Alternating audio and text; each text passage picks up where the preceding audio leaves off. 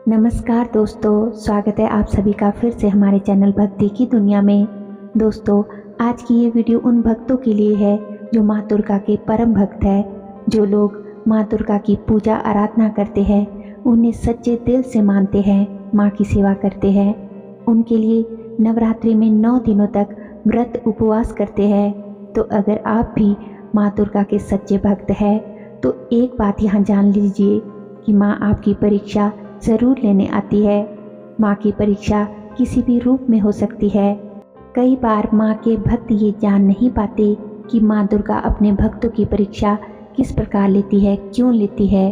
तो हम आपको बताते हैं कि माँ दुर्गा अपने भक्तों की परीक्षा उन्हें ये याद दिलाने के लिए, यह बताने के लिए लेती है कि तुम्हारे अंदर असीमित क्षमताएं हैं, असीमित शक्तियाँ हैं, उन्हें पहचानो और जागृत करो।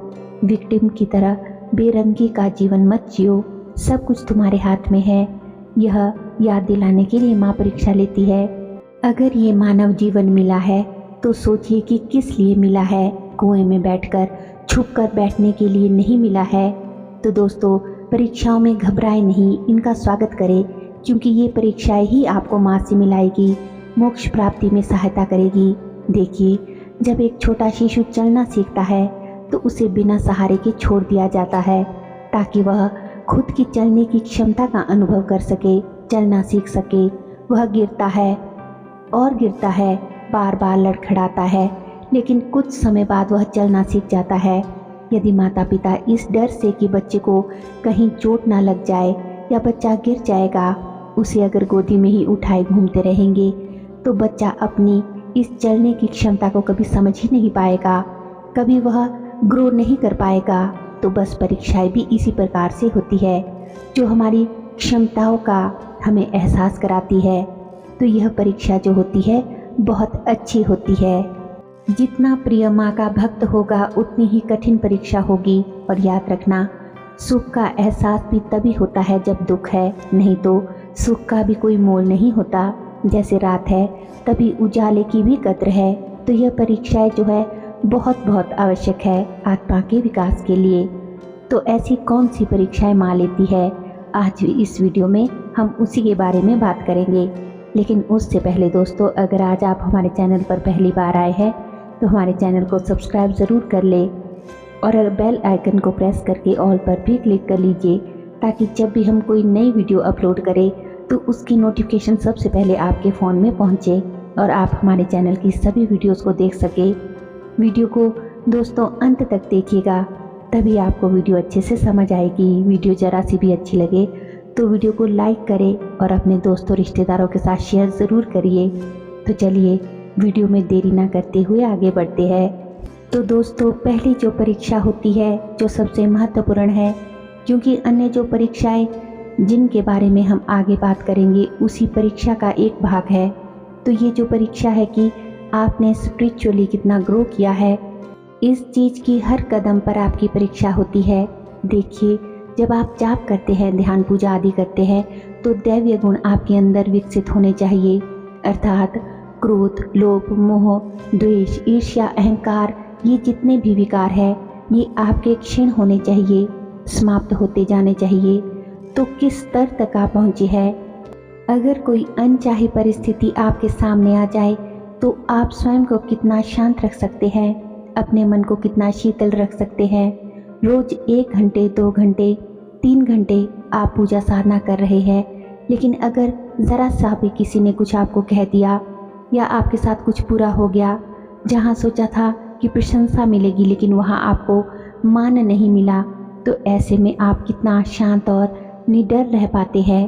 तो ये परीक्षा आपकी होती है और ये परीक्षा हर दिन होती है।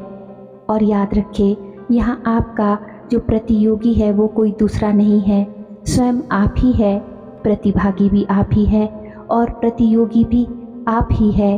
आपको स्वयं से ही अपने आप को बेटर साबित करना है, अपने लेवल को हमेशा ऊंचा रखना है। तो आपका ऑरा कितना स्ट्रांग हो रहा है, आपकी ऊर्जा का स्तर कितना प्रतिदिन बढ़ रहा है, इसकी परीक्षा माँ हमेशा लेती है। अब जो दूसरी परीक्षा जो आपकी लेती है माँ, कि आप पर बहुत से नकारात्मक मानसिक अटैक होते हैं, ये अटैक परिवार वालों के भी होते हैं और परिवार से बाहर वालों के भी। बहुत सारी चुनौतियां जो है वो आपके सामने आती है। आपके विरोधी आप पर हावी हो सकते हैं। परिवार में लड़ाई हो सकती है, कलेश हो सकता है, तनाव हो सकता है। पूजा के समय आपके कार्यों में व्यवधान आ सकता है और ऐसी स्थिति में आपको विचलित नहीं होना है। यह समझना है कि जो आपके संचित कर्म है उनके कटने का अब समय आ गया है।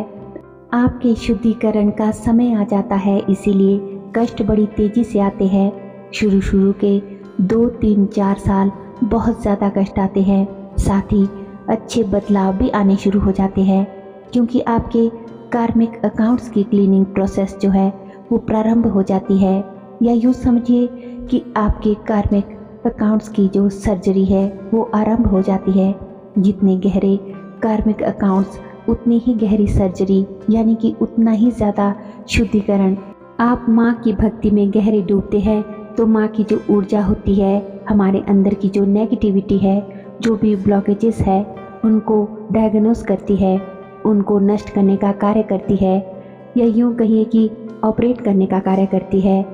और जन्मों जन्मों के जो पाप कर्म है उनको काटने का कार्य करती है। इसीलिए कुछ समय पीड़ा होती है, कष्ट मिलते हैं, दर्द होता है, लेकिन अच्छे बदलाव भी शुरू हो जाते हैं, क्योंकि हमारे जो पुण्य कर्म है वो बढ़ने लगते हैं और कुछ समय बाद उनका प्रभाव जीवन पर दृष्टिगोचर होने लगता है। तीसरी परीक्षा जो माँ की भक्ति में होती है कि माँ की भक्ति में जब गहरे जाते हैं तो शरीर में फिजिकली बहुत सारी प्रॉब्लम्स एक साधक को, एक भक्त को महसूस होती है कि जो हमारे अंदर के जो नेगेटिव बीम्स होते हैं, जो आपको चैन से नहीं बैठने देते, वो आपको परेशान करते हैं। जैसे जैसे दैवीय ऊर्जा, आपके जप की ऊर्जा आपके अंदर प्रवेश करेगी तो ये जो नेगेटिव एलिमेंटल नेगेटिव बीम्स है ये बेचैन होने लगते हैं, क्योंकि ये अभी तक तो आपके जो मलिन शरीर के अंदर जो विकार है उनके ऊपर पनप रहे होते हैं। और माँ की भक्ति से वो मलिनता साफ होने लगती है, जिसकी वजह से ये जो नेगेटिव बींग्स थे इनको इनका भोजन पर्याप्त नहीं मिल पाता, तो ये बेचैन हो जाते हैं, आपको परेशान करते हैं, ताकि आप इस भक्ति को, इस साधना अध्यात्म के मार्ग को छोड़कर पुरानी जीवन शैली में आ जाए और ये जो भी नेगेटिव एलिमेंटल्स है ये आराम से रहे। और इसमें विशेषकर शरीर के निचले हिस्से में दर्द होना, सर भारी रहना, शरीर में मस्तिष्क में भारीपन सा एक महसूस होता है। लेकिन कुछ समय बाद ये जो लक्षण है ये नॉर्मल होने लगते हैं और फिर माँ की कृपा को भक्त लोग, साधक लोग स्पष्ट रूप से महसूस कर सकते हैं। इसके अलावा पूजा में, ध्यान में बेचैनी का बहुत बढ़ जाना, गलत विचार आना, ध्यान ना लग पाना, ये सब चीज़ें होती है। और ये होता है आपके आसपास उपस्थित नकारात्मक ऊर्जा के कारण, जो आपके ध्यान को भटकाना चाहती है। लेकिन आपको बिल्कुल भी विचलित नहीं होना है। ऐसे समय में यह समझना है कि आपको इन सब चीज़ों के पार जाना है।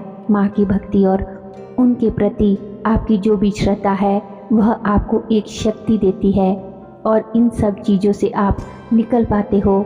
दोस्तों, अब अगर चौथी परीक्षा की बात करें तो इसमें बहुत से लोग भटक जाते हैं।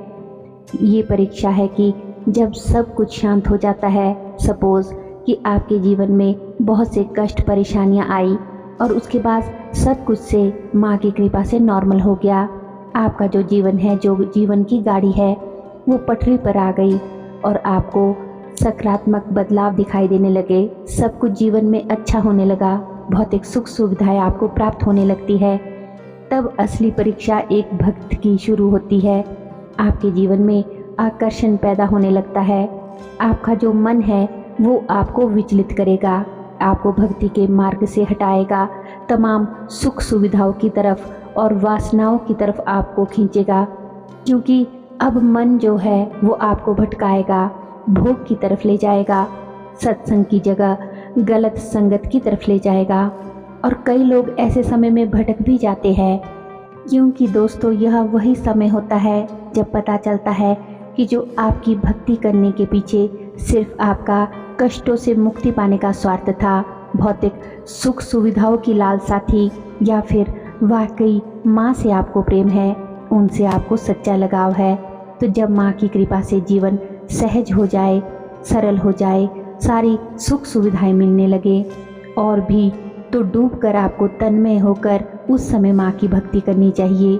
माँ को भूलना नहीं चाहिए, ताकि आपकी आत्मा का कल्याण हो और आप उस परम सत्ता से, परम शक्ति से अनंत काल के लिए जुड़ जाए। तो उम्मीद करती हूँ दोस्तों कि आज की ये वीडियो की जानकारी आपको अवश्य ही पसंद आई होगी।